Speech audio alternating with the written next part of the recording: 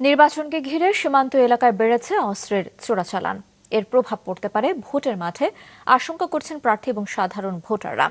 অবৈধ অস্ত্র ঢোকা রুখতে চাঁপাইনবাবগঞ্জের নওগাঁ এবং রাজশাহী সীমান্তে ইতোমধ্যে বাড়তি বিজিবি সদস্য মোতায়েন করা হয়েছে।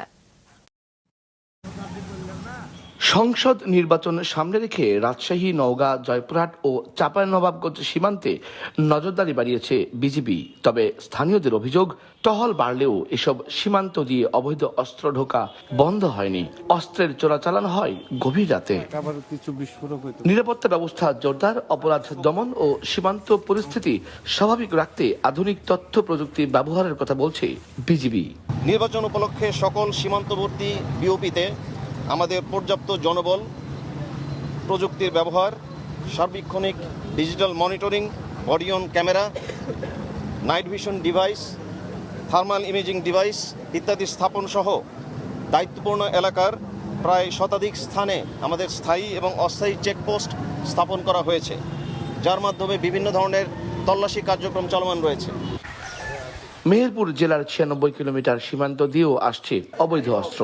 এসব অস্ত্র ভোটের মাঠকে অস্থিতিশীল করে তুলছে বলে অভিযোগ ভোট প্রার্থীদের। মেহেরপুরে প্রশাসন অত্যন্ত সক্রিয়। যারা এর আগে অস্ত্র ব্যবসার সাথে সম্পৃক্ত ছিল, ইতিমধ্যে তাদের বিরুদ্ধে তারা ব্যবস্থা নিয়েছে। এ পর্যন্ত একরকম আছে, অস্ত্রের ব্যবহার হইলে তো এটার জন্য কঠিন হয়ে যাবে। আমাদের উচিত হবে, প্রশাসনের উচিত হবে এইগুলাকে প্রতিহত করা।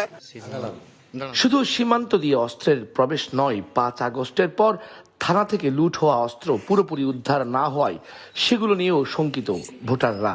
যাতে নির্বাচনের দিন কোনোভাবেই কোনো সমস্যা যেন না করতে পারে, সেটা প্রশাসনের দৃষ্টি আকর্ষণ করছি। কোনো ভোটার যাতে অনিরাপত্তার শঙ্কা না হয়। তবে অবৈধ অস্ত্র উদ্ধারে আইন শৃঙ্খলা বাহিনী তৎপর বলে জানান এই পুলিশ কর্মকর্তা। আর আমাদের বর্ডারে বিজিপি অত্যন্ত কঠোরভাবে তারা দায়িত্ব পালন করছে। আমরা খুবই আশাবাদী যে বর্ডার থেকে ক্রস করে কোনো অস্ত্র এইখানে এসে ব্যবহার হবে, এই সুযোগ খুবই ক্ষীণ। নির্বাচন সামনে রেখে দেশের অন্যান্য সীমান্ত এলাকায় নিরাপত্তা জোরদার করা হয়েছে। এছাড়া অবৈধ অস্ত্র উদ্ধারে সারা দেশে পরিচালিত হচ্ছে operation devil hunt. Golam Rabbani, মাছরাঙা সংবাদ, রাজশাহী।